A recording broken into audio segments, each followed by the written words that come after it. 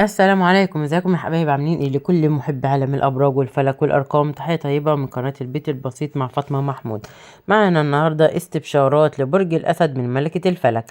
استعدوا لمفاجآت قويه وجميلة الفترة القادمة. حدث مفاجئ يجعلك تفكر في تغيير شيء كنت تتجاهله منذ فترة طويلة.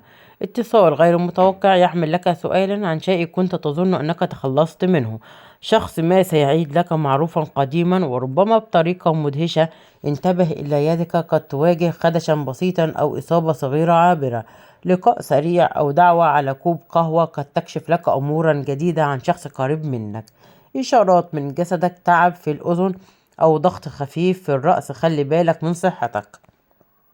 وبكده هتكون دي استبشارات برج الأسد من ملكة الفلك. مش تنسوني في اللايك والشير والسبسكرايب وتفعيل الجرس علشان يوصلكم مني كل جديد، وعيلتي صغيرة تكبر بيكم يا أحلى متابعين ومشاهدين القناة. ولغاية ما أرجع لكم فيديو آخر، أسيبكم في رعاية الله وأمنه، والسلام عليكم ورحمة الله.